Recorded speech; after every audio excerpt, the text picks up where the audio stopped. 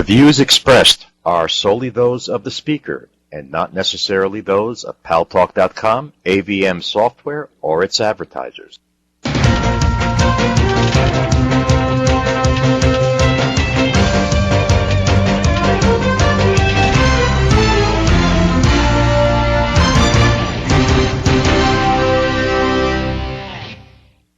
News Talk is online. News Talk Online is a production of Paltalk.com, the largest multimedia interactive program on the internet with more than 4 million unique users on demand on iTunes and on YouTube.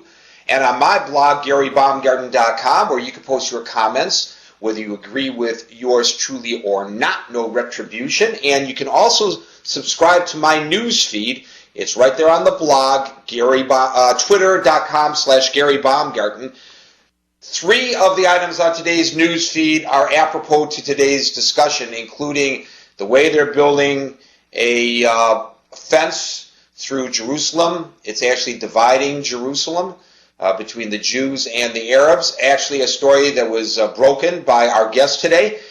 Joe Biden, the Vice President of the United States, pushing today for a 2-state solution, and the United Nations condemning Israel for its what they believe was overwhelming response in the Gaza last year. And thanks to our good friends at CRN Digital Talk Radio, we're syndicated to an additional 12 million households. I am your host, Gary Baumgarten. I welcome you to the show. Well, a returning engagement, we always love to have him, author Aaron Klein, the Jerusalem Bureau Chief of WorldNet Daily, and the author of a new book called The Late Great State of Israel. And Aaron, tell me it's not true. You're actually predicting that Israel's demise may be coming within our lifetime because of enemies both within and without?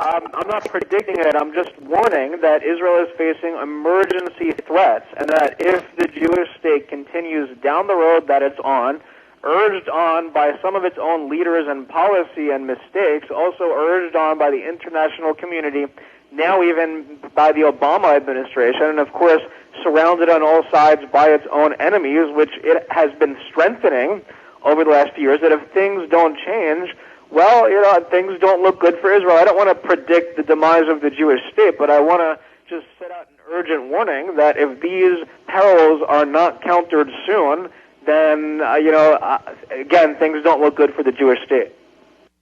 Well, now, wait a minute. They elected as their prime minister Netanyahu, who is quite right-wing and is taking a tough stand towards Israel's enemies. Isn't that something that you might be indicative that Israel is prepared to defend itself?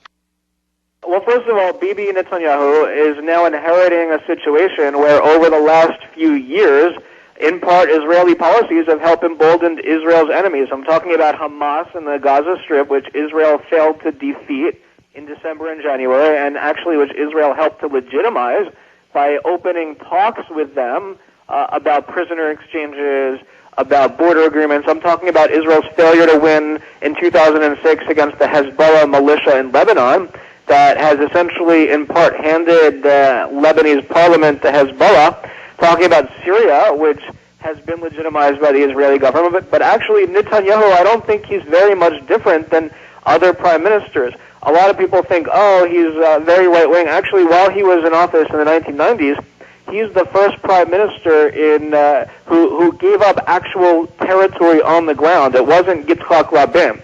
Rabin signed accords, but it was later Bibi who gave away parts of Hebron, also other strategic areas in the West Bank as part of the Wye River Accords. Of course, he was under heavy pressure at the time from the United States, just as he's under heavy pressure again now. And also Bibi, in the 1990s, when he was prime minister, he negotiated with Syria toward the relinquishment of most of the Golan Heights, which is strategic territory that looks down on Israeli population centers, twice used in the past by Syria.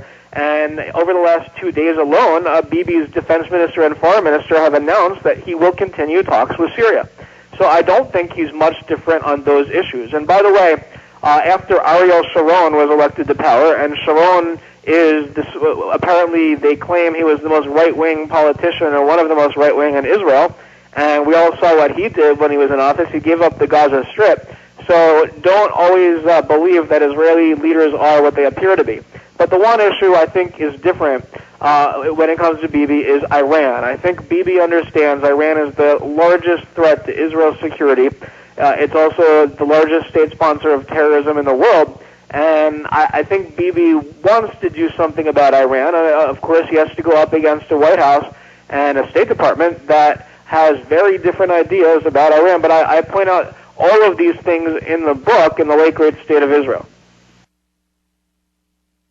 Well, let's talk about the United States, which you give a lot of attention to in the book. And I would argue, and I don't think you would particularly agree with me, that the jury is still out with regard to Barack Obama. Why is there so much angst among the Jewish community, some factions of the Jewish community, and among Israelis over Obama's stance toward Israel?